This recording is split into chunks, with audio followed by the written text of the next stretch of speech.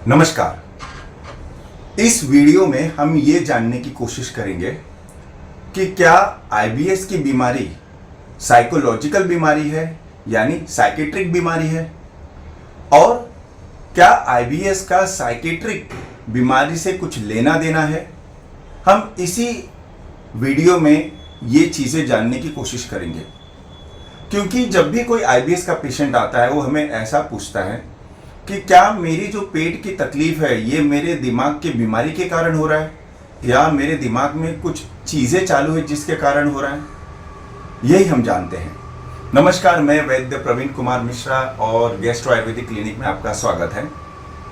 सबसे पहली बात, आपने नोटिस किया होगा कि जिसको भी आईबीएस की तकलीफ होती है मोस्ट ऑफ द टाइम उनको किसी न किसी प्रकार का स्ट्रेस, किसी न किसी प्रकार का तनाव, किसी न किसी प्रकार का न्यूरोलॉजिकल सिम्टम हमें देखने मिलता है। इसमें कोई दो राय नहीं है। अब यही जो चीज़ है आईबीएस को अलग करती है, क्योंकि बहुत बार लोग हमसे ये पूछते हैं कि डॉक्टर साहब आप दवा बता दो, मैं दवा ले लेता हूँ। लेकिन क्या वो जो दवा एक आईबीएस पेशेंट के ऊपर कारगर सिद्ध हुआ है, उसके ऊपर अच्छा काम किया है, वो आपके ऊपर कब करेगा? तो आंसर है नहीं। क्यों? क्योंकि आईबीएस के अंदर जब भी हम बात करते हैं तो यहाँ दो पहलू है। पहली बात, या तो किसी को पहले से ही स्ट्रेस है, पहले से ही एंजाइटी है, पहले से ही कुछ तकलीफें हो रही है और फिर उसे आईबीएस चालू होता है। और कभी कभार हम ऐसे भी देखते हैं कि किसी को पेट की तकलीफें चालू हुई, फिर नहीं जा रही है, 6 महीना हो गया, 1 साल हो गया, 2 साल हो गया, और बाद में उसको जो है थोड़ा थोड़ा जो है न्यूरोलॉजिकल सिम्टम आना चालू है। अब बात ऐसा है कि क्या ये सचमुच साइकेट्रिक बीमारी है? ये जो है थोड़ा सा पेचीदा सवाल है, क्योंकि एक चीज जो हमने नोटिस किया है आईबीएस पेशेंट के अंदर कि उसे न्यूरोसिस हमेशा होता है। ऑफ कोर्स न्यूरोसिस ये जो शब्द है ये काफी पहले जो है इसे बदल दिया गया है, ये अब यूज नहीं करते हैं। लेकिन मैं अपने आईबीएस पेशेंट के अंदर ये शब्द अभी भी यूज करता हूं। जानिए कैसे। जब भी आईबीएस का कंप्लेन है या किसी आईबीएस पेशेंट के अंदर, हम हमेशा बोलते हैं कि आईबीएस के अंदर जो आपका गट है ये बहुत ही इरिटेबल हो गया है।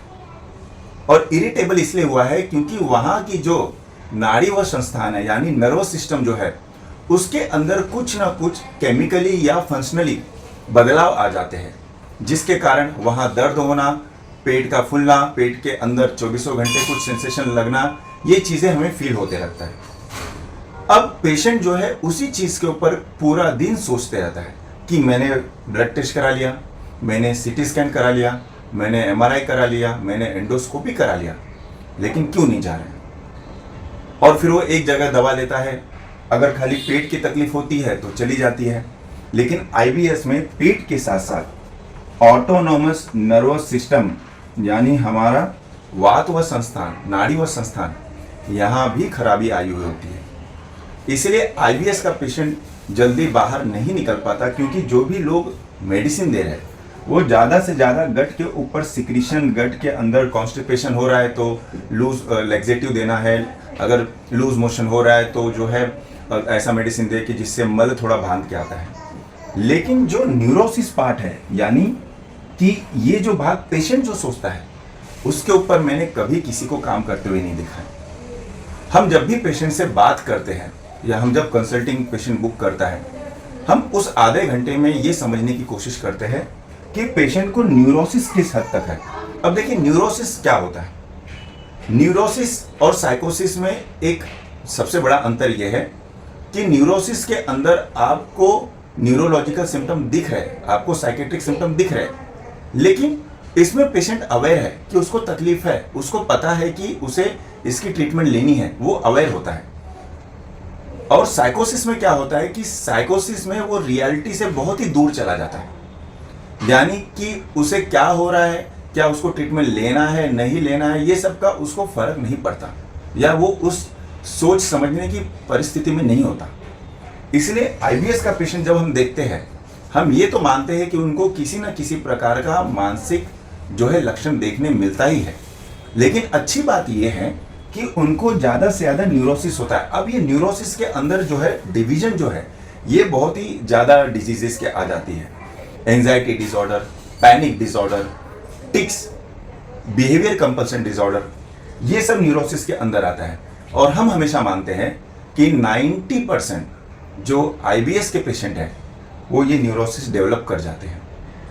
और यही चीज़ होता है कि हर पेशेंट एकदम अलग बिहेव करता है। कभी हमारे पास कोई पेशेंट आता है, वो बोलता है मैंने इतने डॉक्टर को दिखा दिया, मैंने इतने डॉक्टर को दिखा दिया, मैंने तो 20 साल से दिखा रहा हूँ, 10 साल से दिखा रहा हूँ, नहीं जाएगा, तो आप कैसे ठीक कर लोगे? ये जो चीज़ें होती है ये हम न्यूरोसिस बोलते हैं। कोई पेशेंट आता है, बोलता है कि अरे मेरे पेट के अंदर एक ऐसा चीज़ हो गया है, एक ऐसी बीमारी हो गई जो कभी नहीं जाएगा, मेरे पेट की जो है कमजोरी हो गई, वो कभी नहीं जाएगा, कभी नहीं जाएगा, कितना भी दवा करो कभी नहीं जाएगा। फिर न्यूरोसिस।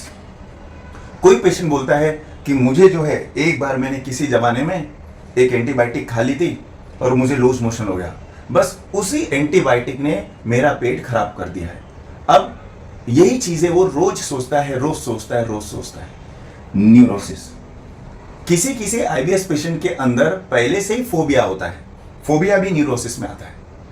तो ये बहुत ही अलग चीज है, यानी कि बहुत ही इंटरेस्टिंग चीज है कि पिछले 10 साल से हम जब भी आईबीएस पेशेंट के ऊपर काम कर रहे हैं, वहां हम ये समझने की कोशिश करते हैं कि पेशेंट के अंदर न्यूरोसिस का कितना सिम्टम्स है।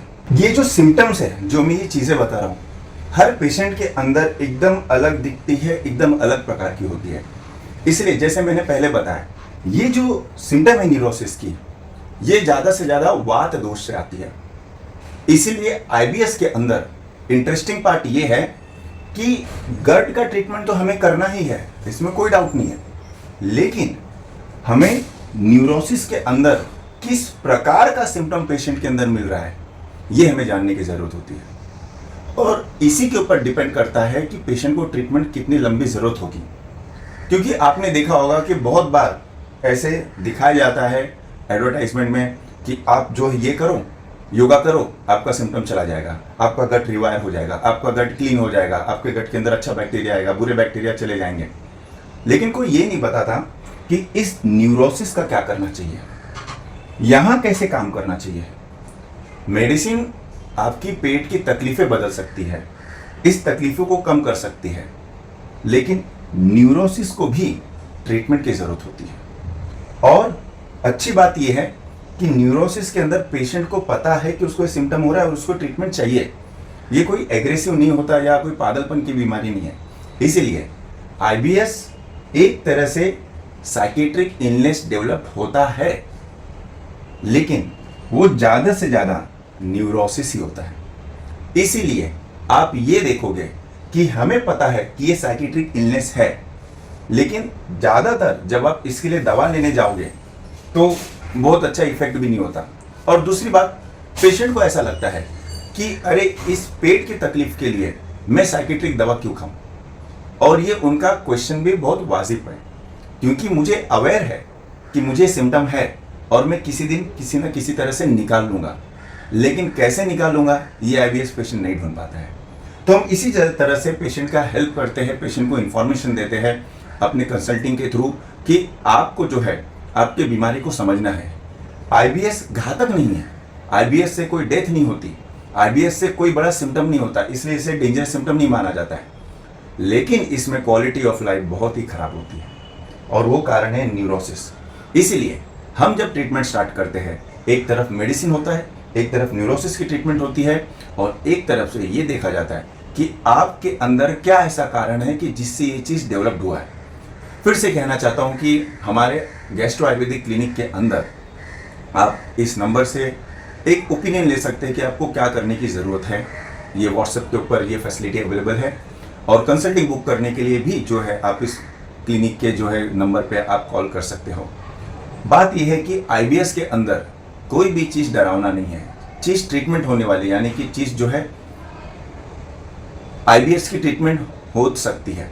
बस यही है कि हमें प्रॉपर राह चाहिए, हमें प्रॉपर जो है कंडीशन को समझना है, और अगर सब चीज़ को प्रॉपर ट्रीटमेंट या प्रॉपर अंडरस्टैंडिंग और मेरे पेशेंट के अंदर यानी कि हमारे ऊपर क्या है जिसके कारण ये डेवलप हो सकता है, ये अगर समझे तो आईबीएस को हम बहुत अच्छी तरीके से मैनेज कर सकते हैं।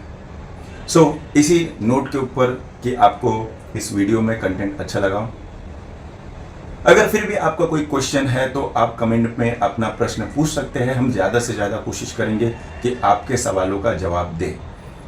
धन्यवाद।